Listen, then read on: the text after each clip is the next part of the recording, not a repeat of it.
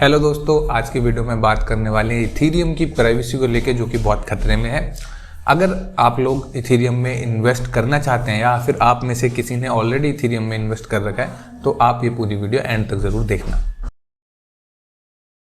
दोस्तों, सबसे पहले मैं आपको प्राइवेसी जो टोकन्स होते हैं, कॉइन्स होते हैं, उनके बारे में थोड़ा सा मैं आपको बता देता हूँ। यहाँ पे प्राइवेसी कॉइन्स में क्या रहता है कि जब आप किसी पब्लिक ब्लॉकचेन पे ट्रांजैक्शन करते हैं, चाहे वो इथेरियम की ब्लॉकचेन ही क्यों ना हो या फिर बिटकॉइन की हो, तो वो जो एंट्री होती है लेजर में, तो आप एड्रेस डाल के चेक कर सकते हैं कि ये इन्होंने इतनी इतनी ट्रांजैक्शन करी और इतना इतना बैलेंस इस एड्रेस पे है। तो ये प्राइवेसी कॉइन क्या करते हैं, आप अगर इनकी ब्लॉकचेन पे ट्रांजैक्शन करोगे तो आपको वो पब्लिक ब्लॉकचेन पे दिखाई नहीं देगी। ये कुछ ऐसी टेक्निक को यूज़ करते हैं जिससे पब्लिक ब्लॉकचेन भी एक प्राइवेटली आप उसको यूज़ कर सकते हैं और आपकी जो ट्रांजैक्शन है वो विजिबल नहीं होंगी। तो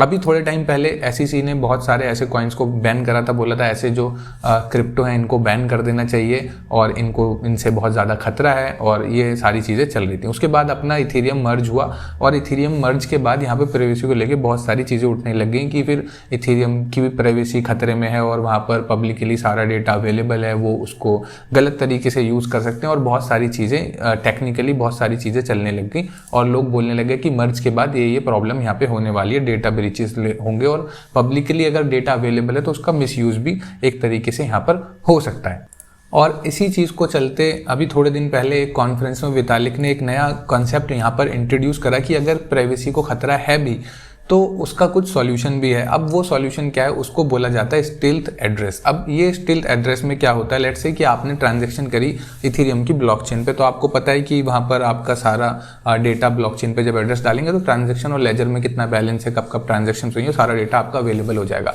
बट जब आप स्टिल्थ एड्रेस को यूज़ करोगे तो सिर्फ वो इन्फॉर्मेशन उस बंदे के पास जाएगी जिसका उसमें एड्रेस डालने के आपके और मेरे बीच में अगर कोई ट्रांजैक्शन हुई तो वो जो डेटा हमारे पास होगा वो हम दोनों के अलावा किसी और के पास नहीं होगा, कोई और उसको चेक नहीं कर सकता। तो एक पब्लिक ब्लॉकचेन पे भी स्टिल्थ एड्रेस को यूज़ करके हम एक प्राइवेट ट्रांजैक्शन वहाँ पे कर सकते हैं। तो ये पूरा कॉन्सेप्ट उन्होंने बताया कि किस किस तरीके से यहाँ पे ये टेक्निक काम करती है, किस तरीके से यहाँ पे क्रिप्टोग्राफी इस तरीके से काम करेगी कि सामने वाले के पास ही सारी डिटेल होगी और आप उसको जब करोगे तो कोई तीसरा बंदा उसको एड्रेस को यूज़ करके या फिर उसके पास आपके वॉलेट का एड्रेस है कुछ भी, तो उसको वो अपने तरीके से वहाँ पे चेक नहीं कर पाएगा। तो क्रिप्टोग्राफी की मदद से ये वाला स्टिल्थ एड्रेस का ये वाला कॉन्सेप्ट यहाँ पे लेकर आए। अब यहाँ पे आपको पता है इथेरियम पे दिन ट्रांजैक्शंस बढ़ती जा रही हैं, इथेरियम का इकोसिस्टम भी बड़ा होता जा रहा है, अदर ब्लॉकचेन्स का भी हो रहा है, बट इथेरियम का ऑलरेडी आपको पता है इसके लेयर 2 सॉल्यूशंस भी बहुत सारे बन चुके हैं। तो इथेरियम का ये एक मेजर कंसर्न है प्राइवेसी को लेके। मगर यहाँ पर क्या है, यहाँ पर प्रॉब्लम ये है कि जब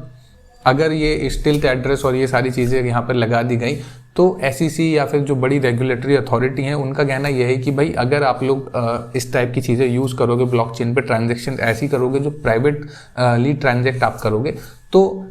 यहाँ पे मनी लॉन्ड्रिंग का खतरा बढ़ जाएगा, टैक्स इन्वेजन का खतरा बढ़ जाएगा, इलीगल एक्टिविटीज़ का खतरा बढ़ जाएगा और क्राइम जो है वो आप लोग कर सकते हैं। तो इस टाइप की चीज़ें, अब ये सिक्योरिटी के साथ कंसर्न यहाँ पर तो कंप्लीट हो जाएगा कि भाई चलो स्टिल्थ एड्रेस हमने अगर इथेरियम की प्राइवेसी को खतरा है तो हमने ये कॉन्सेप्ट यूज़ करके उसको ठीक कर दिया। बट ये जैसे ही होगा, और इथेरियम एक बड़ा नाम है, एक बड़ा प्रोजेक्ट है, इसकी मतलब हर बड़ी जो अथॉरिटी है उसकी नज़र यहाँ पर होगी, किसी ना किसी तरीके से इनको कुछ ना कुछ मतलब अपनी तरफ से कुछ ना कुछ उंगली ज़रूर करी जाए। तो अगर ये स्टिल्थ एड्रेस वाला कॉन्सेप्ट यहाँ पर आ जाता है तो फिर ये मनी लॉन्ड्रिंग का और ऐसे ऐसे करके हो सकता है कि इस पर यहाँ पे बैन भी हो जाए। तो ये सारी चीज़ें चल रही हैं, बट ये अभी पूरी तरीके से इम्प्लीमेंट नहीं करा गया है। हालांकि इथेरियम में जब से ये प्रूफ ऑफ वर्क से प्रूफ ऑफ स्टेक पे ट्रांजिशन जब से हुई है तब से तो काफ़ी चीज़ें ठीक ही चल रही हैं। अगर अभी आप लोग प्राइस भी देखोगे तो 1672 करीब $1700 के आसपास है, और ये उस टाइम पे भी इसी के इतने ही था, उस जब नीचे गिरा था प्रूफ ऑफ वर्क से ट्रांजिशन हो रही तो इसी लेवल के आसपास चल रहा था और वहीं पे दोबारा भी आ चुका है। तो बस ये जो चीज़ें हैं, अगर रेगुलेटरी अथॉरिटी कुछ अपनी उंगली ना करें इस चीज़ में या फिर अब किसी तरीके के एलिगेशंस यहाँ पे ना लगाएं तो ये सारी चीज़ें स्मूथली काम कर जाएंगी। आपका क्या कहना है इसके बारे में नीचे कॉमेंट करके मुझे बताइए, और अगर मेरी लेटेस्ट वीडियो नहीं देखी तो देख लीजिए, यहाँ पर लिंक आ रहा हो।